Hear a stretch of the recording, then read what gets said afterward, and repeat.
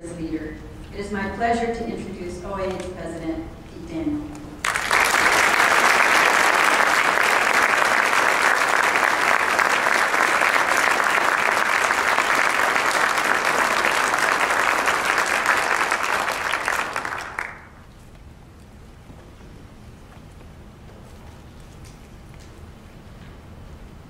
Thank you very much. I owe an enormous amount of thanks to the staff of this organization that has helped me for over a year to do this job as good as I could do it. And there's one other group I would like to thank, and this is the group of people who served on those board committees. Not only did they do a good job, but everybody I called and asked to serve said yes, unless there was some incredible emergency that they couldn't do it. That kind of spirit is what makes this organization so great. Last summer, I was given supposed to be chair of a session at the Agricultural History Society meeting. But Jess Gilbert called up and said somebody dropped out and he wanted me to pinch hit and give a paper. Did I know anything about photography I could do?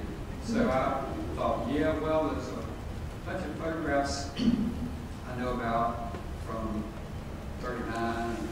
There's a guy who did some interviews. I think I can put something together. So I gave that talk, and after it was over, Jess said, Pete, you know, you should give that talk for your presidential address. And I hadn't thought about it then, but as soon as he mentioned that, I thought, well, yeah, that's good, and there are probably some other reasons that it would be good. So I went back, and this goes back to family. My great-grandfather, Robert Alexander Hunt, moved his family from Granville County to Nash County, North Carolina in the late 19th century as part of the spread of tobacco culture, the bright tobacco culture. This sweeping transfer of cultivation and curing skills swept through the Carolinas and Georgia and into Florida and epitomized significant reconfigurations in southern rural life that included the spread of capital-intensive rice cultivation across Louisiana and into Texas and north to Arkansas. The erasure of the Mississippi Delta's big woods to make way for plantation agriculture, and the increasing role of government, science, and technology in agricultural practice. My maternal grandparents, Annie and Calvin Hunt, farmed in Franklin County with few modern conveniences. It was after World War II before they got electricity and indoor plumbing, and my grandmother cooked on a wood stove until the 1960s when her daughters forced an electric stove on her. She stood back and twisted the electric stove dials like she was setting the time on a bomb. It was never comfortable. And Lou Ann Jones interviewed a woman who also had an electric stove forced on her, another rural woman, but she only cooked biscuits in its oven one time. She said that she tasted the electricity in the biscuit.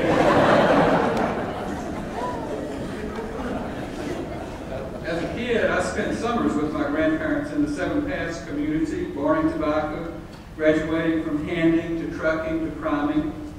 When we traded help down the road, I would ride by the house of Mr. Reverend Holly, who would be sitting out in front under the tree in a chair.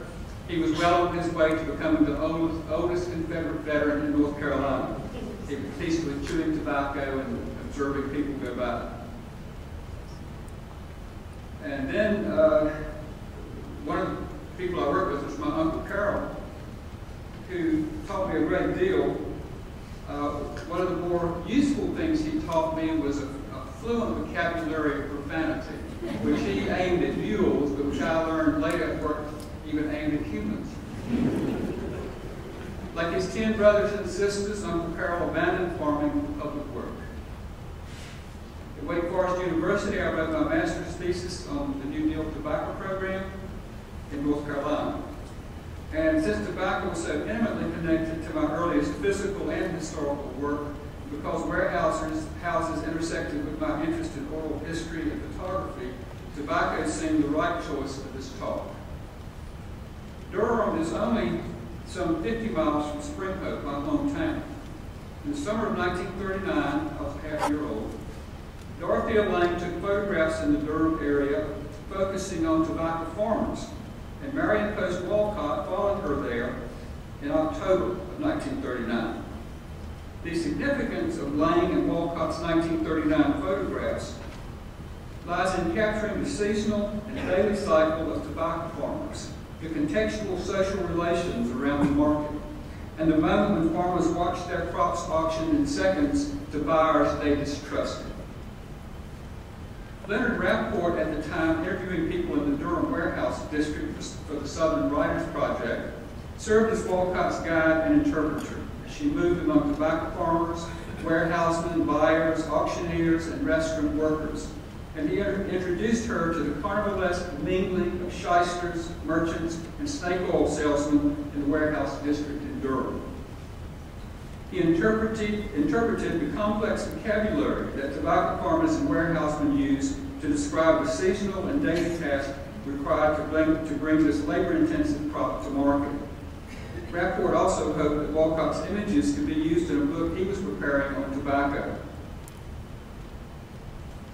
Before focusing on Durham's bustling streets, listen to Rapport's prose that so vividly describes this Walcott photograph, quoting Leonard Rapport.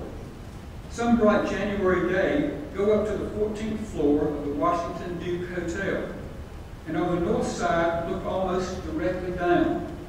There, scattered over 5 city blocks and occupying a dozen acres, are 8 almost flat roofs. From each rooftop, skylights, 400 or 500 to the building, reflect the sun.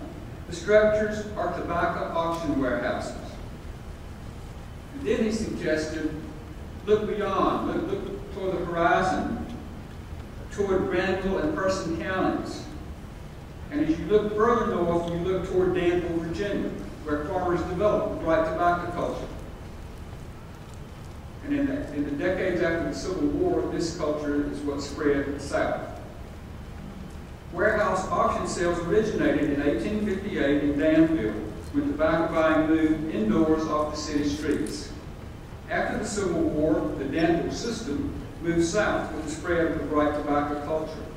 Tobacco warehouses, as Walcott's photographs suggest, were dominated by large open spaces to display tobacco, skylights for illumination, stables for farmers' horses and mules, camp rooms where farmers could spend the night, and business offices. Bull Durham smoking tobacco manufacturer W.T. Blackwell was instrumental in opening the first warehouse in Durham in May 1871. Born in January 1913, Leonard Rapport grew up in Durham. Quoting him, "My childhood home in Durham was 100 feet from a tobacco storage warehouse and 2 blocks from the Liggett and Myers cigarette plant. My grade school looked out on the Bull Durham factory." And he also observed that many of his, the parents of many of his classmates worked in these tobacco factories. In 1935, Rapport graduated from the University of North Carolina, and then, in his words, worked for the brilliant, briskly controversial W.T. Couch at the University of North Carolina Press. In 1936, Rapport's short story, set at a dam construction site, The Night the Bucket Fell, published in the Virginia Quarterly Review, was reprinted in Best Short Stories of 1937 to high praise. In the summer of 1938, Rapport took a pay cut and followed Couch to the Southern Regional Writers Project. He interviewed people around Durham who worked in the tobacco warehouse district, and by October had begun writing about tobacco. He proposed to Couch a walking trip across the South. The walking trip did not work out, but after he retired in 1984, Rapport walked across England, Wales, Scotland, the Irish Republic, and down a substantial part of the Appalachian Trail. In 1939, he hitchhiked to Florida and Georgia to observe the opening of the tobacco markets and to collect life stories. As the tobacco book came together with oral histories from a number of writers, Rapport refused to be listed as the general editor of the whole book, for he had reservations about the veracity of some of the other interviews. 30 years later, he amplified his arguments in an article in the Oral History Review.